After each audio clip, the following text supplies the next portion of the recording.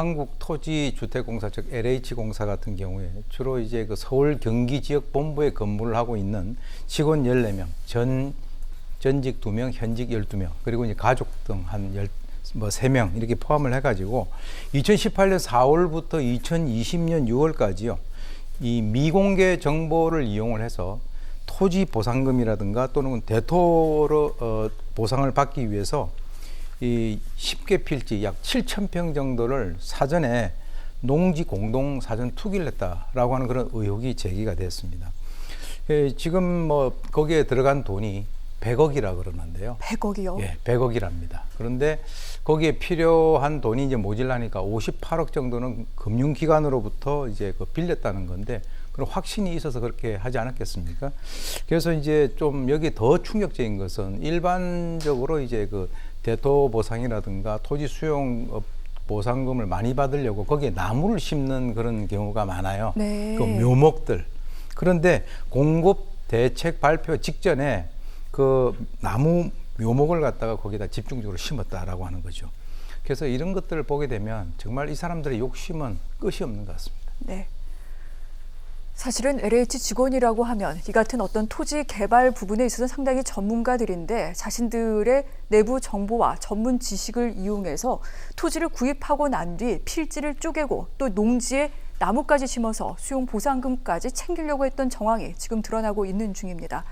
뭐 제가 한 얘기는 아니고 야당에서 나온 얘기, 고양이한테 생선을 맡긴 격이다라는 비판이 나왔는데 아마 다들 그렇게 생각하실 것 같습니다. 또 한 가지 또 야당에서 목소리를 높이고 있는 대목은 이들이 이렇게 뭐 땅을 매입하고 한 것이 현재 변창훈 국토교통부 장관이 LH 사정으로 재임하던 그 시절이었다. 제대로 내부 단속을 한 것이냐 지금 이 얘기가 나오고 있는데 내부 정보 활용했을 가능성이 굉장히 커 보이고 만약에 조사를 통해 이것이 사실로 확인이 된다면 땅 몰수해야 되지 않겠습니까? 아울러 또 이 직원들 분명히 좀 엄중한 처벌을 받아야 되는데 어떻게 되는 겁니까? 좀 전에 말씀하신 대로 이 사건이 발생되고 난 이후에 변창흠 바로 국토교통부 장관이 이렇게 얘기를 했습니다.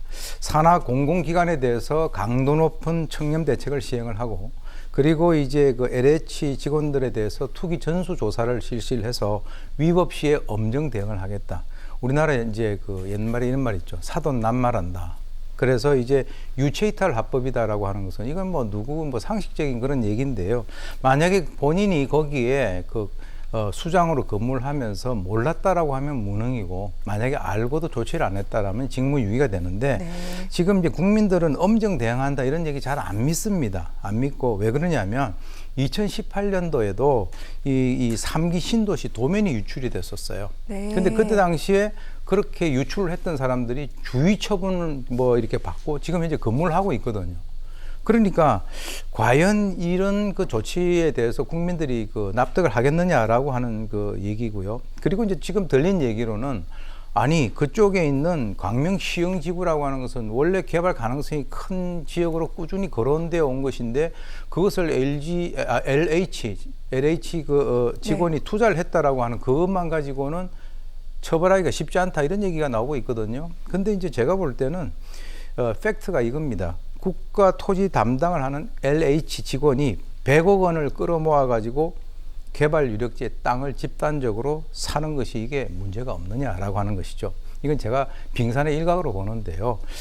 조선시대의 탐관오리들이 상투 틀고 한복 입는 것을 오늘날 이 사람들이 양복으로 갈아입은 느낌을 우리가 느끼는 것이 아닌가 이렇게 봅니다. 나라의 흥망은 이 공무원이라든가 공사라든가 이런 사람들이 부패 정도에 의해서 좌우된다. 명심하셔야 될 것 같습니다. 그렇군요. 자, 국민 여러분께서는 납득이 가시는지 모르겠습니다. 지금 발표된 내용은 사실은 시민단체, 민변과 참여연대에서 내놓은 내용이고 내부에서 고발이 있었다라고 합니다. 이 고발을 받고 난 뒤에 광명과 시흥의 일부 토지에 대해서만 한번 조사를 해봤는데 이 같은 사실이 드러난 겁니다. 그렇다면 전체적으로 얼마나 많은 일이 있었을까요? 이 부분에 대해서 대통령도 오늘 발언을 내놨습니다. 강민석 청와대 대변인이 이렇게 전했는데요. 문재인 대통령이 광명 시흥은 물론 3기 신도시 전체를 대상으로 국토부와 LH, 관계 공공기관 등의 신규 택지 개발 관련 부서 근무자와 그 가족들을 대상으로 토지거래 조사 빈틈없이 시행하라고 지시했다. 아울러 이 같은 전수조사는 총리실이 지휘하되 국토부와 합동으로 충분한 인력을 투입해 한 점 의혹도 남지 않게 강도 높게 조사하고 위법 사항이 확인되면 수사 의뢰 등으로 엄중히 대응할 것을 지시했다라고 밝혔습니다. 어떻습니까? 전수조사를 통해 더 밝혀지는 게 나오지 않을까 싶기도 한데 사실 그동안 어떤 그 도덕적 해이를 그냥 두고 본 것은 아닌지 이런 부분에 대한 비판의 목소리도 높아지고 있는 중입니다. 사실 이제 공기업이라고 하는 그 자체가 정년 보장이 되고요. 네. 그리고 굉장히 월급이 높습니다.